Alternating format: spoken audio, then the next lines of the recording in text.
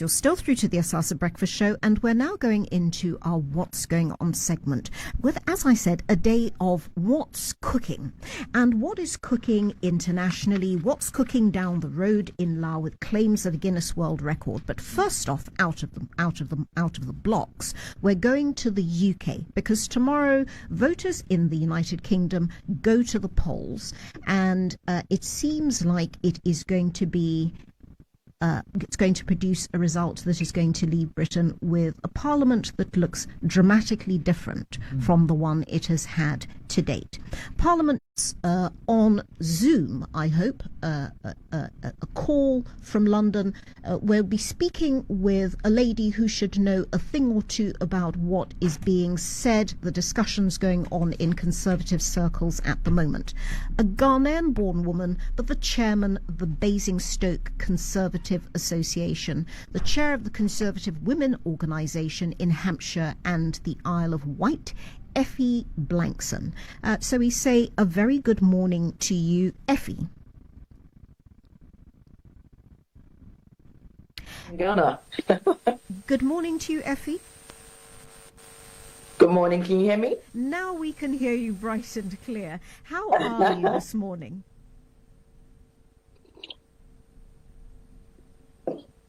Hello, Effie. Can you hear us? Yes, I can hear you loud and clear. Lovely. And welcome to the Asaase Breakfast Show. How are you doing this morning? We hear reports of very grey skies in London. How is it looking both politically and weather-wise? Everyone is pushing. Everybody's out campaigning. I'm actually going out straight after this with the team to campaign. So yeah, everybody's still working hard until the final polling ends. I was just going to ask you what your last-minute doorstepping was going to be in the final hours.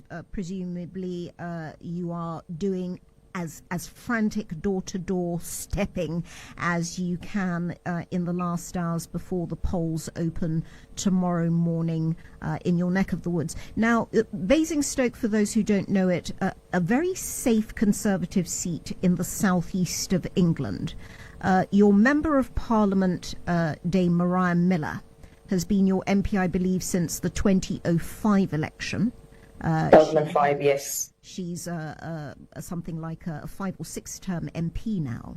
As I said, no longer officially a Member of Parliament because there are no Members of Parliament, Parliament having been dissolved in preparation for this snap election called by Rishi Sunak, the current Prime Minister of the UK.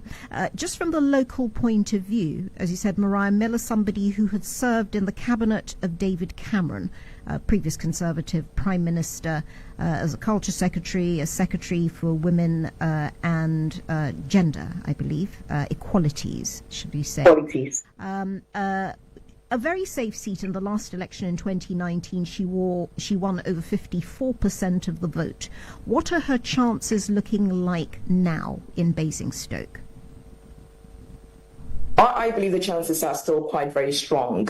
Dame Mariah Miller has been an excellent Member of Parliament throughout all of her terms, and I think Basingstoke will see the work that she has done and re-elect her as our MP.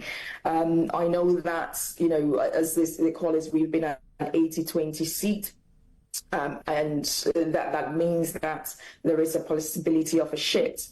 However, going canvassing door to door, it doesn't feel as though voters are looking at that at all, and whether Labour for Basingstoke is an option to have because of the amount of progress that we have made locally as well. No, but Effie, you would say that because you're the chairman of the local Conservative Association and it's your job to defend the party, and you're also saying this out of your own political convictions.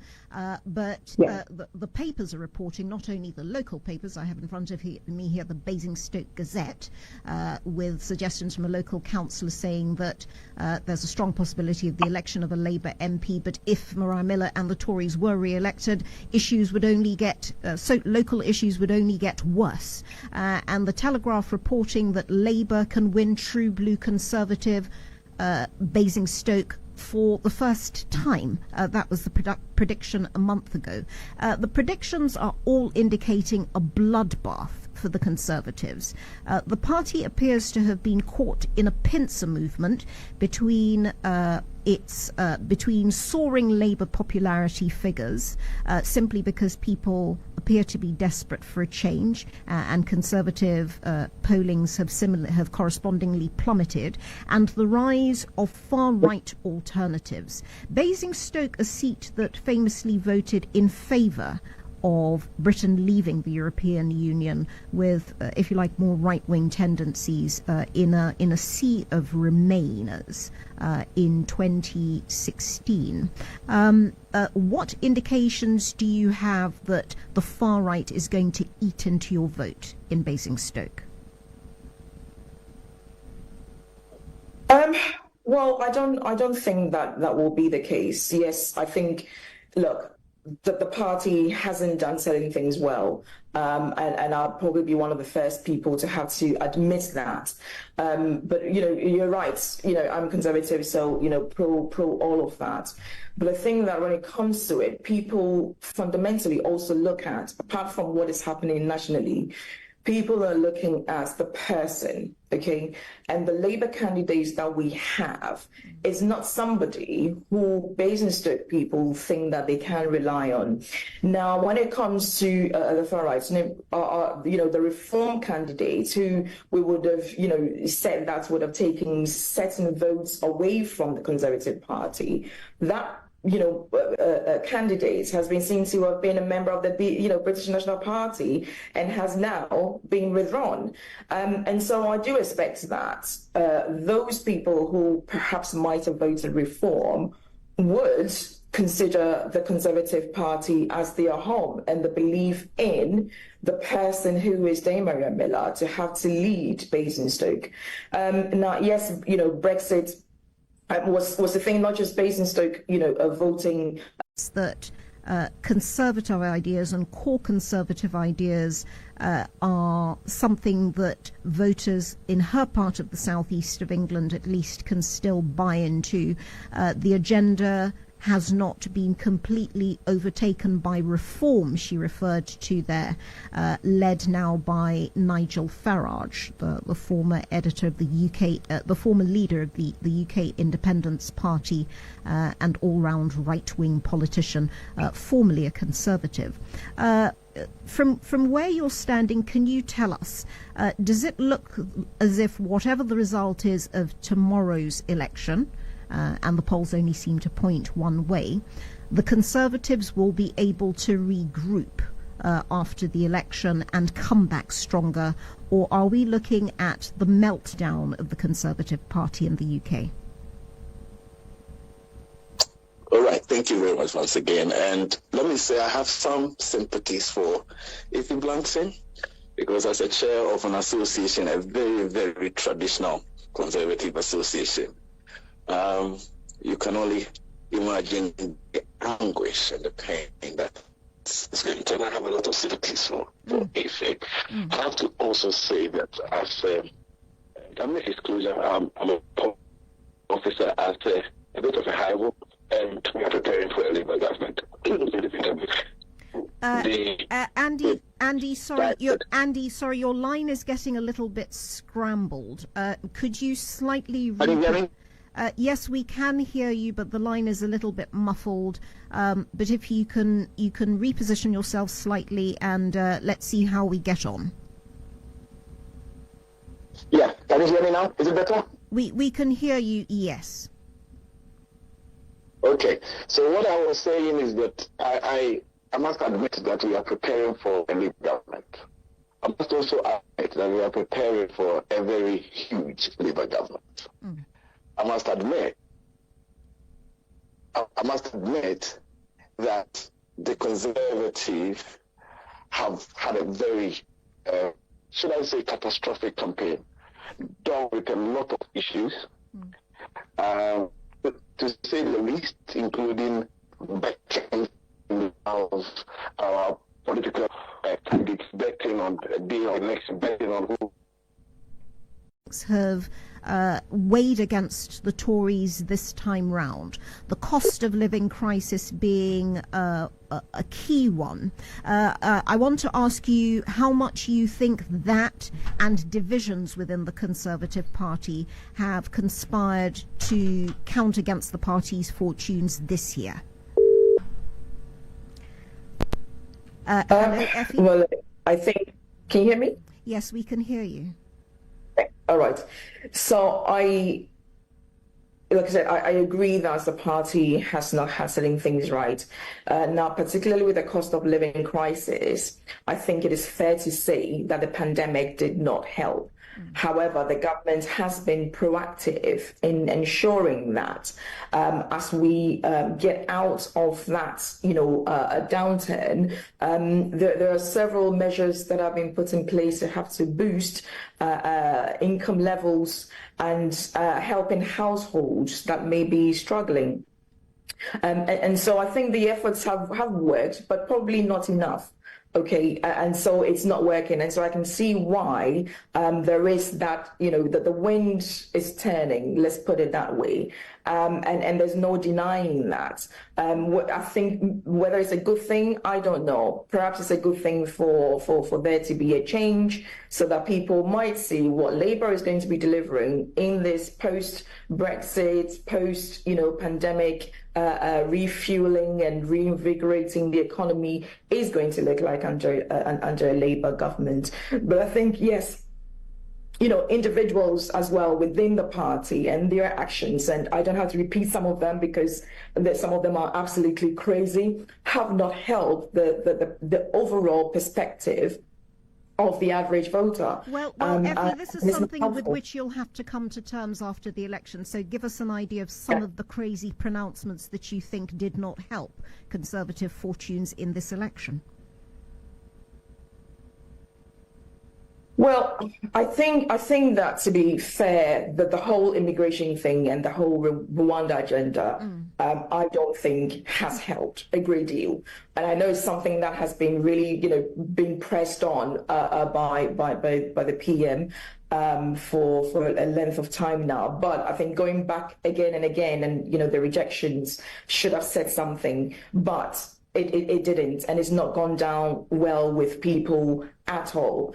And then when you have individuals, and of course the latest being that betting on when the election is going to be, just doesn't bode well for building confidence in the kind of leadership that we are going to be having.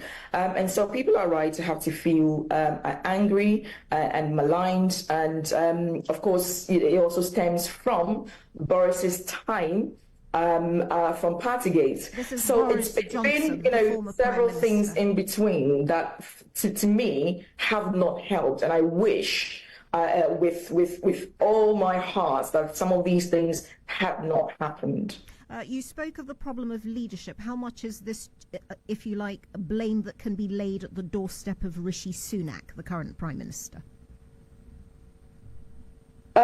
I think that everything always falls down to the leader. It doesn't matter what it is. I've experienced it as chair, even when there are things that are, not particularly yours to have to own, you are ultimately the owner of every decision that, the party takes. So I'm afraid everything has to fall down to him. Good, bad, the ugly, all of it has to fall down to him. It doesn't matter whatever kind of, excellent leadership that he boasts.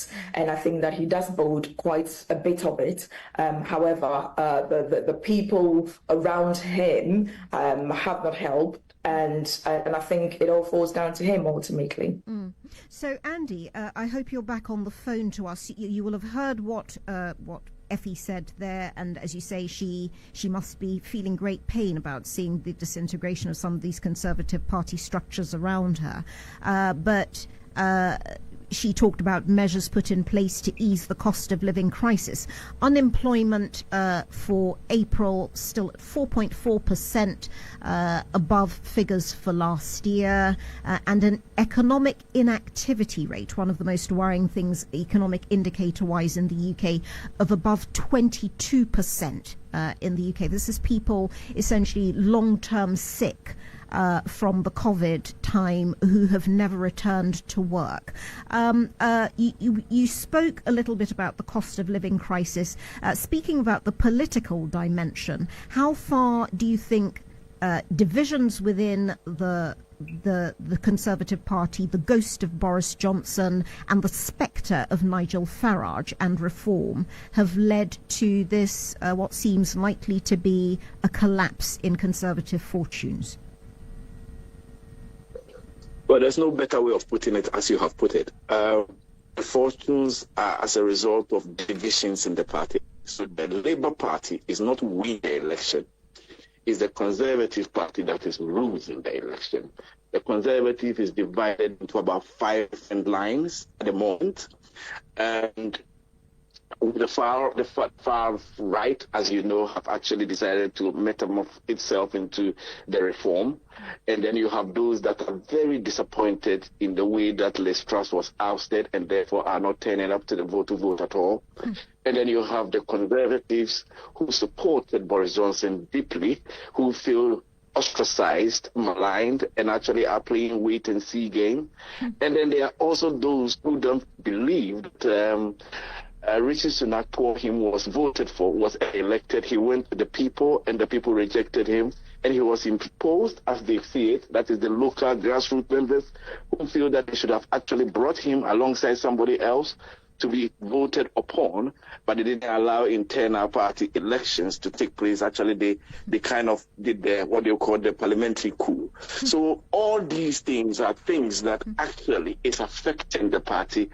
I think people are playing wait and see. People are very hopeful that this party loses and then perhaps, use this word advisedly, come back to its senses of regrouping, reuniting and capturing power again. I have seen it before, I must say. So I saw the Thatcher situation which led to John Major coming and the party collapsing. And then as a result, with a huge number. But within a period of about 10 years, the party had actually come together, reunited, and actually still came back to power for, if you like, 13 years. But Rishi Sunak will resign. And I think they will regroup under a candidate which will be, if you like, a unique candidate. I suspect, I believe that it will be around Penny Mordaunt. And Penny Mordaunt. Over the period of time, I suspect, I heavily believe that likely people will regroup around her.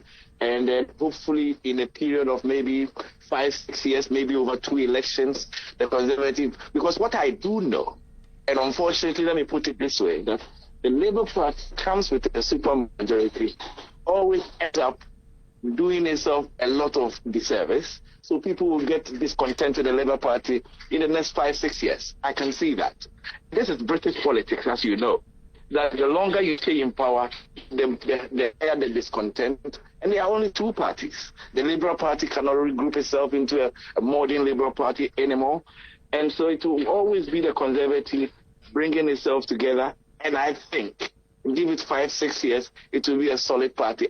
Finally, I must say, I do not believe that the and just how much of a collapse this may be, a catastrophe this may be for the Tory party, one out of which Andy Owusu thinks the party will be able to climb, others less hopeful. Effie Blankson also sounding hopeful that the party will be able to regroup somehow.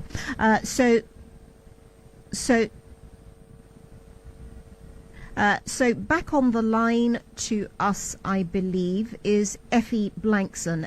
Effie, sorry, can you hear us now? I can, yes. Yes, sorry, the line to you dropped. So I was asking how much of a honeymoon you think the people of the UK are going to give an incoming government, Labour government under Keir Starmer. I lost you a bit. Can you please repeat it? How much time do you think the Labour Party will have to establish itself with an overwhelming majority? The understanding is that they're coming in on a wave of promises, but there's no money to pay for the promises.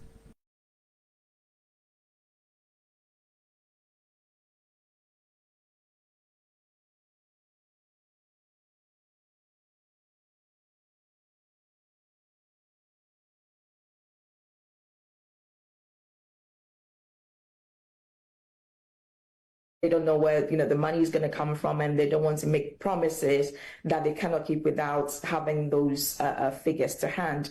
I think that the expectation is going to be within the next 2 to 3 years. I know Andy was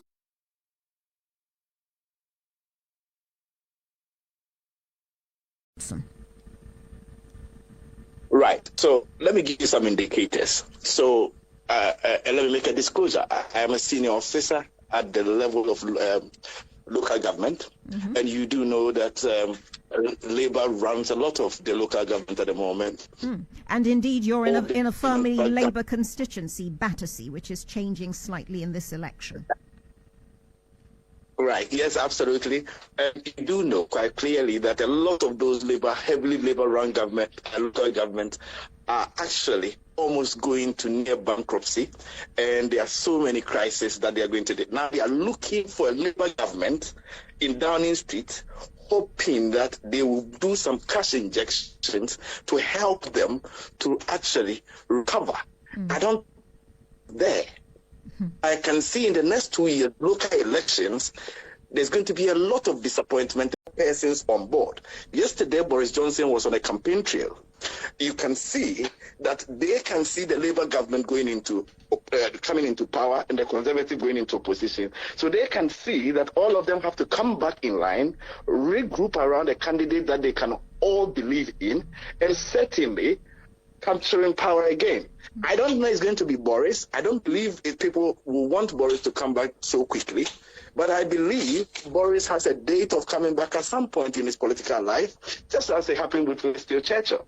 But I don't think it's going to be 2028. But I believe if the Labour Party is not careful, it won't last in power, because there are so many factors working against them, against their own manifesto and promises. And we are asking, where are they going to get money from?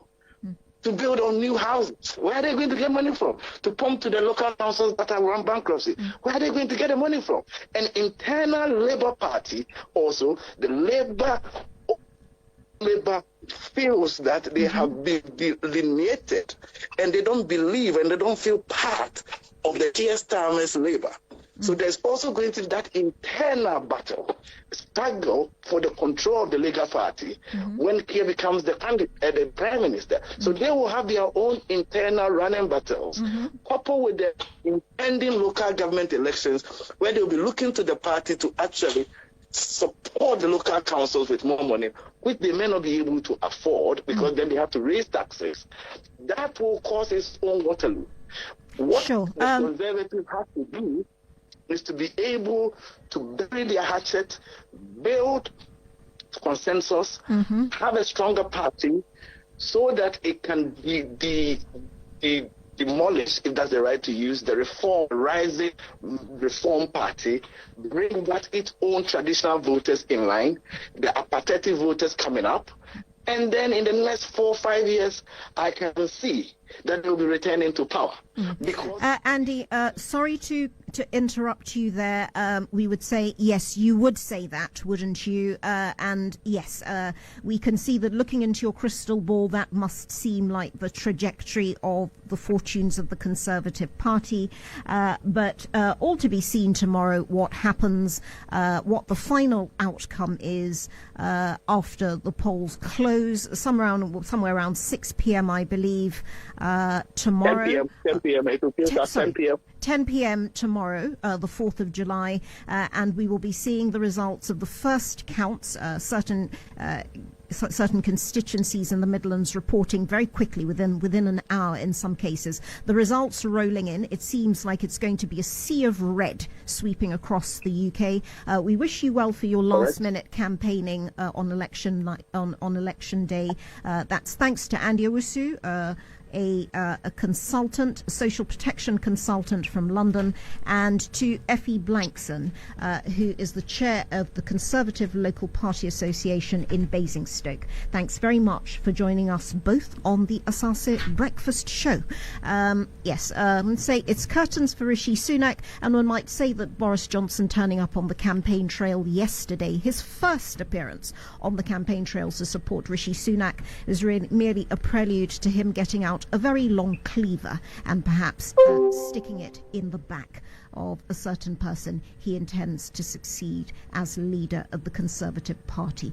All to be told there. But you're still with the Asaase Breakfast Show and what's going on. And coming up, we're going to be having a conversation all about what's cooking.